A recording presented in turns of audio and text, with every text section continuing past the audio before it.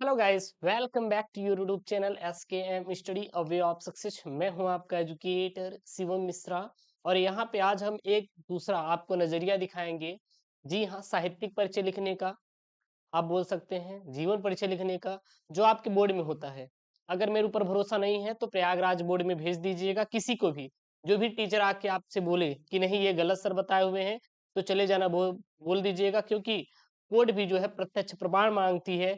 आपके पेपर में डायरेक्ट लिखा रहता है बेटा 80 शब्दों में। विशेष तौर पे ध्यान देंगे, जो मैं बताने जा रहा हूँ बेटा, कितना दिया रहता है 80 शब्दों में। और वहां पे साफ साफ 80 शब्दों में दिया रहता है, ठीक ना, शब्दों में। साथ ही साथ अधिकतम वो बोला रहता है, क्या बोला रहता है बेटा, अधिकतम। उससे ऊपर आप नहीं जा सकते, क्योंकि आप किसी चीज को पढ़ने के लिए बेटा PhD कर सकते हैं। अगर आपको इसी को हिंदी को अगर खोजना हो ना, तो आपका पूरा जीवन काल बीत जाएगा, आप खोज नहीं पाएंगे, सर्वज्ञ ज्ञाता नहीं बन सकते जब किसी चीज पे करने को बैठेंगे। तो इसीलिए हर चीज का बेटा एक लिमिटेशन होता है। आपको लगता है कि गुरुजी हम मोबाइल चला रहे हैं, हाँ उनका मैसेज था डिलीट कर दें। बेटा एक एक से कमांड है। काली नील काली लिनिक्स है। लिनिक्स एक होता है जो कि ऑपरेटिंग सिस्टम होता है, GIU, मतलब कि GUI और CUI बेस होता है, ठीक ना। टाइम शेयरिंग सॉफ्टवेयर होता है। इसको डाल के इसमें कमांड दे देंगे बेटा, जितना डिलीट किए रहोगे ना, पूरा पूरा दे देंगे हम आपको खोल के। तो इसी प्रकार हर चीज का एक लिमिटेशन होता है, समझ में आ रहा है ना। जो मैं आपको सिखाने जा रहा हूँ, आप भेज दीजिएगा बोर्ड में और बता दीजिएगा, जाके पूछ लें कि ये सही है कि गलत है। बेटा ये सही है, आपको केवल 80 शब्दों में बोला जाता है। आप लोग लिखते कितना है, इतना। अरे लिखो चाहे जितना, रटते कितना, इतना। देखते ही गुरुजी दिमाग खराब, हमें याद ही नहीं हो रहा है। बेटा इतना याद करो, इतना लाइन याद करिएगा, इतना लाइन। अच्छा मुझे भी नहीं पता था। पता है क्या होता है, यूट्यूब पे मतलब कुछ ही टीचर्स हैं जो अच्छे खासे यूट्यूब के नॉलेज रखते हैं, ठीक है ना, मतलब यूट्यूब के नहीं, हिंदी की नॉलेज रखते हैं। लेकिन जब हम आज उस चीज को भी देखने गए वहां पे, तो पता चला कि यार ये ये भी उतना नहीं सोच पा रहे हैं जो बोर्ड पूछना चाहता है। और हम इस पे रिसर्च किए, गए बोर्ड में भी, क्योंकि साहित्य सम्मेलन चल रहा था एक, ठीक है ना। तो वहां पे कई लोग थे और अच्छे अच्छे लोग थे, वेल क्वालिफाइड थे। कोई बोर्ड में था, कोई कहीं पे भी लिख रहा था, वही लोग आते हैं। तो फिर उन्होंने चीजों को बताया, मैंने वहां पे इस चीज को मुद्दे को रखा कि क्या ये सही है, कहीं हाँ एग्जैक्ट यही चीज होना चाहिए, और आपको केवल इतना ही लिखना है। अब हमारे ऊपर भरोसा नहीं होगा, चैलेंज है बेटा, खुला चैलेंज है, पूरे यूट्यूब पे चैलेंज लगा दीजिए।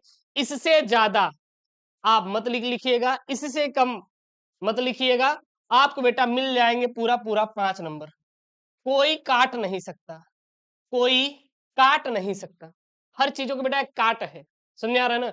बोर्ड डायरेक्ट बेटा मेंशन करता है कि अधिकतम आपको 80 शब्दों में लिखना है। इसलिए हम आज लेके आए हैं कुछ अलग सा। तो प्लीज चैनल को बेटा सब्सक्राइब करिए, वीडियो को लाइक करिएगा। देखिएगा, अगर आप कोई काम कर रहे हैं, जैसे मान लीजिए मैं आपको एक चीज बताने जा रहा हूँ, आप पढ़ाई कर रहे हैं, क्या करें बेटा, पढ़ाई। पढ़ के अगर आप कुछ ना कर पाए, कुछ मिलेगा। मान लीजिए आप एग्जाम की तैयारी कर रहे हैं, आपका अच्छा नंबर नहीं आया, आप फेल हो गए, कुछ मिलेगा, कुछ भी नहीं मिला। यानी कि पूरा पूरा टाइम क्या हो गया बेटा, बर्बाद हो गया। क्या आपने कोई एक्सपीरियंस लिया? क्या आपको ये कहीं दैनिक जीवन में काम आने वाला है? सर नहीं आएगा। अगर आप इसको पढ़ के सोच रहे हैं हम जाके सामान बेच लेंगे, तो नहीं बेच पाएंगे ना। पढ़ाई अलग होती बेटा, सामान बेचना मार्केटिंग करना अलग होती है। हाँ वो अलग की बात है, पढ़े लिखे। पढ़े लिखे का मतलब ये नहीं होता कि आप जाके ये हिंदी का वहां पे ले जाएंगे, जीवन परिचय लगाएंगे। लगा सकते हैं, अरे नहीं लगा सकते मार्केट में यार। तो इसलिए कहते हैं जो आप चीज कर रहे हैं, अगर उसका सही रिजल्ट नहीं मिला बेटा, बर्बाद। जिंदगी क्या है बेटा, बर्बाद। मान लीजिए आप 10 साल पढ़ाई करिए, रिजल्ट ना आए, आपका जिंदगी बर्बाद है, किसी काम का नहीं है। वो अलग की ज्ञान की बातें होती है, अरे कुछ नहीं होगा, तजुर्बा होगा, कुछ नहीं होने वाला आज। अगर ये प्राइवेट जॉब में हो तो 10 साल का सर्टिफिकेट मिलता है कि 10 साल आपके पास एक्सपीरियंस है। तो इसलिए मैं कहता हूं कि अगर आप मेहनत कर रहे हैं तो जी खोल के मेहनत करिएगा।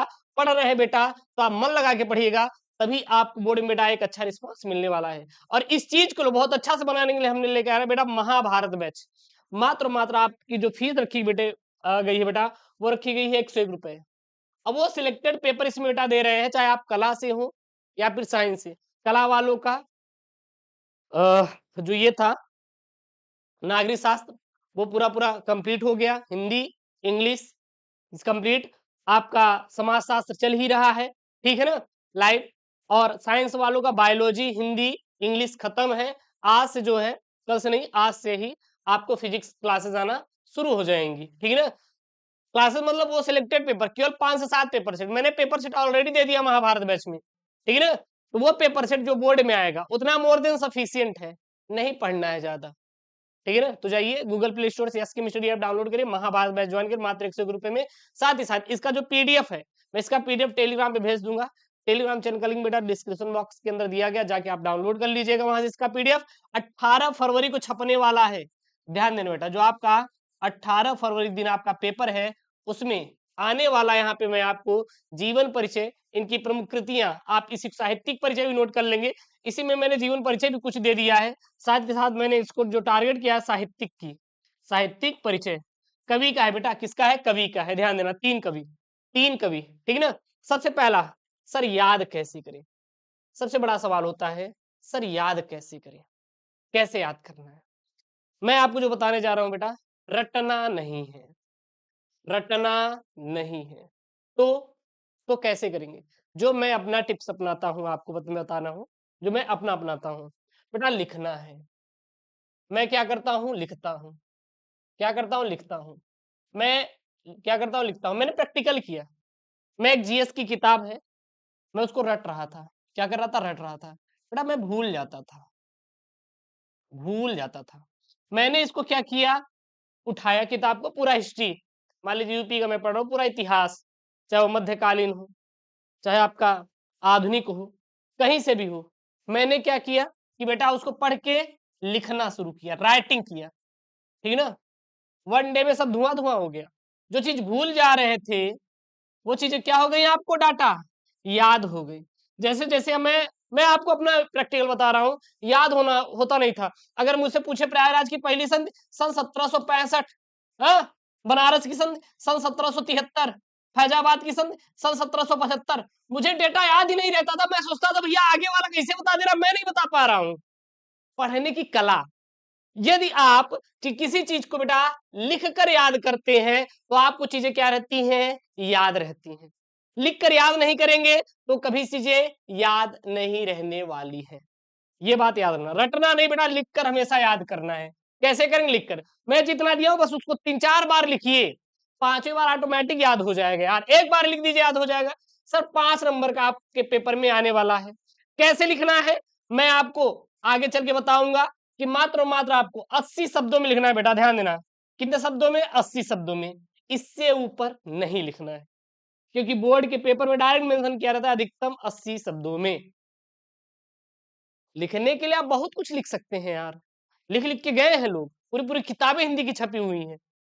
तो पीएचडी नहीं करना है, बोर्ड के हिसाब से करना है। सर कितने पेज, अरे पेज चाहिए ही नहीं भैया, 5 से 6 लाइन, 5 से 6 लाइन मोर देन बेटा क्या है, सफिशियंट है। ठीक, ध्यान दीजिएगा।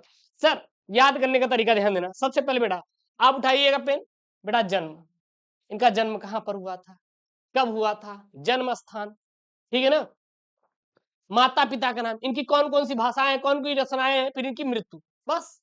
उसके बाद स्टोरी बना दीजिए कि भैया इनका जन्म ये है, इनका नाम ये है, इनकी माता पिता का नाम ये है, इनकी प्रमुख रचना ये है, इनकी साहित्यिक योगदान ये है, इनकी मृत्यु इस दिन हुई थी, बस, काम खत्म। और आपको कुछ भी नहीं करना है। और हाँ प्लीज, आप लोग चैनल को नहीं किया सब्सक्राइब बेटा, तो चैनल को कर लीजिएगा सब्सक्राइब। अब महाभारत बैच जाके क्या कर लीजिएगा, ज्वाइन कर लीजिएगा, ठीक है। चलिएगा, सबसे पहला बेटा, सबसे मोस्ट इंपॉर्टेंट है मैथिली शरणगुप्त। सर बता दीजिएगा थोड़ा किसके हैं, तो बेटा कैकेयी अंताप आपने चैप्टर पढ़ा है, कैकेयी अंताप। तो बेटा ये जो चैप्टर के लेखक हैं, मतलब कवि हैं, किसके हैं, कैकेयी अनुताप। जो आपका अनुताप है, कैकेयी अनुताप के क्या है, ये कवि है। मैथिली शरणगुप्त, कैकेयी अनुताप। साकेत भी बोलते हैं बेटा, क्या बोलते हैं, साकेत, याद रखना, क्या बोलते हैं, साकेत। ये क्या है, कवि है। अब हम आपसे बोले, बोर्ड में बोला कि चलिए मैथिली शरणगुप्त का अधिकतम 80 शब्दों में आंसर लिखिए। अब आप काहे पेज छाप रहे हैं, आपसे मैं बार बार कह रहा हूं, आप क्यों पेज के पीछे पड़े हुए हैं कि गुरुजी क्वेश्चन बैंक में तो इतना दिया हो, क्या बेवकूफ है। किताबें आपको डिटेल में ही हमेशा देती हैं, कोई किताब लेंगे आपको डिटेल में, अब आपके ऊपर रहता है कि आपको उसको बेटा पढ़ना कैसे है। समझ आ रहा है ना? ठीक? तो सबसे पहले बेटा इनका हम ट्रिक देख लेते हैं। ट्रिक से सबसे पहले आप लोग जन्म देख लीजिए कि बेटा इनका जन्म कब हुआ था।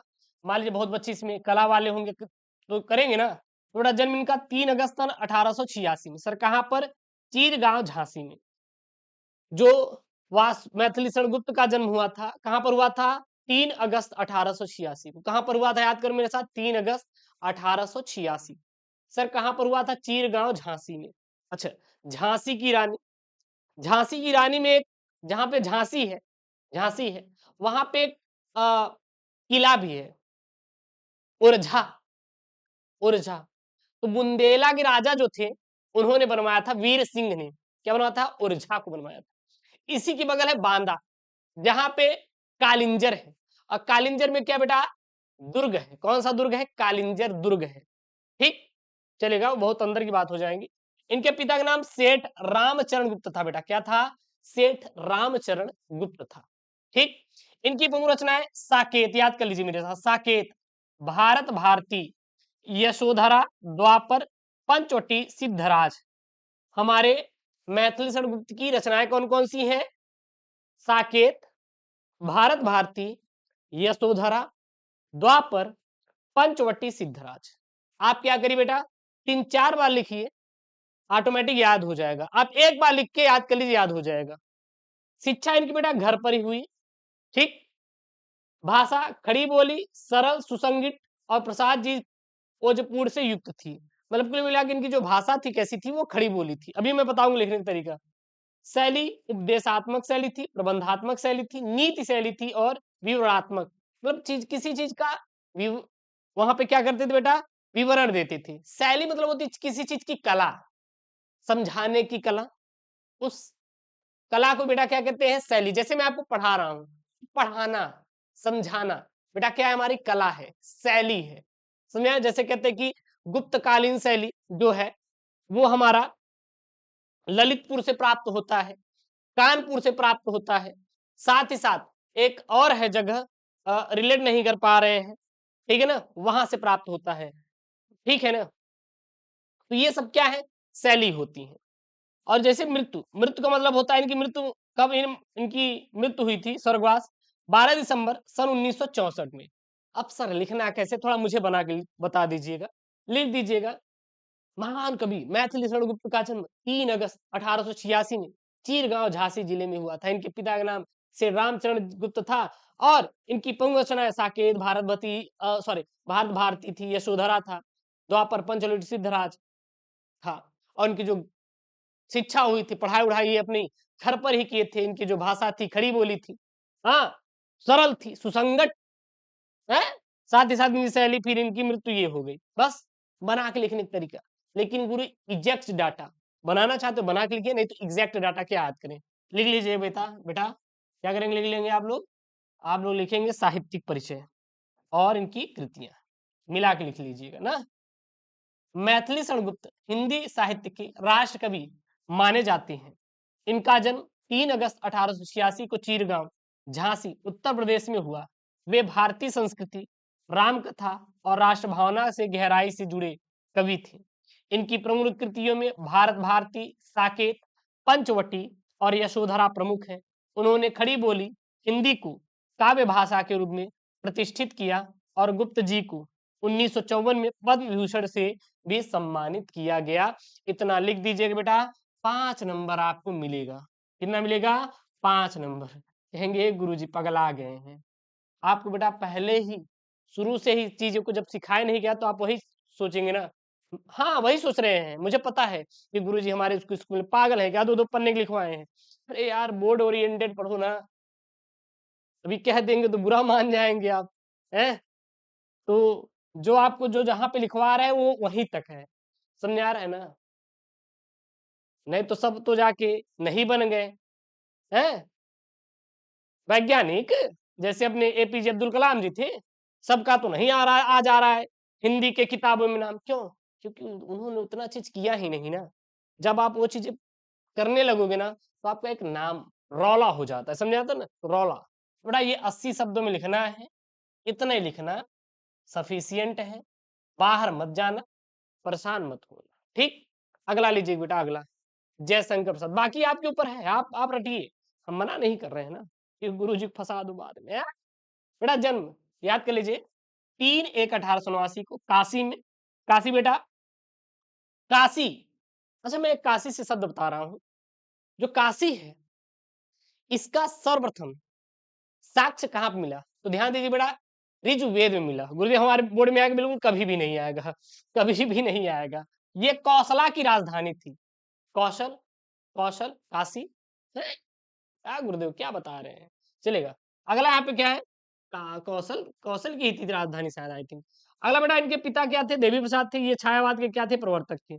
लेखन विधा, काव्य, नाटक, उपन्यास, निबंध।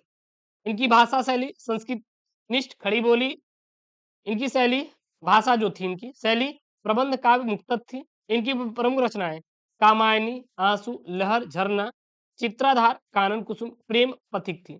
इनकी मृत्यु 14/1/1937 ईस्वी में हो गया था। अब लिख दीजिएगा बेटा, मेन मेन यहाँ पे है, बस इतना ही लिखिएगा, इससे बाहर मत लिखिएगा, इतना याद करके जाना। जयशंकर प्रसाद हिंदी साहित्य के महान छायावाद कवि, नाटककार और कथाकार थे। इनका जन्म 30 जनवरी 1889 को वाराणसी में हुआ था। निधन 15 नवंबर 1937 को हुआ था। वे छायावाद के 4 प्रमुख स्तंभों में से एक माने जाते हैं। उनकी प्रसिद्ध काव्य कृति कामायनी है। आंसू और झरना भी उल्लेखनीय है। नाटकों में स्कंदगुप्त और ध्रुवस्वामिनी प्रसिद्ध है, और उनकी रचनाओं में भावुकता, सौंदर्य और दर्शन का क्या बेटा, समन्वय मिलता है, ठीक है। आगे बेटा देखेंगे यहाँ पे क्या है, सूर्यकांत त्रिपाठी निराला। कौन बेटा, सूर्यकांत त्रिपाठी निराला, ये भैया है, इनसे थोड़ा देख लीजिएगा अच्छे से। इनका जन्म 1837 में, जन्म स्थान बेटा मोदियापुर, जो कि पश्चिम बंगाल में। पिता का नाम राम सहाय त्रिपाठी और पत्नी मनोहरा देवी। इनके प्रमुख रचनाएं नोट कर लीजिएगा, इंपॉर्टेंट है, ठीक है ना। परिमल, अनामिका, गीतिका, चतुरी चमार और बिल्लेसुर, बिल्लेसुर बकरिया।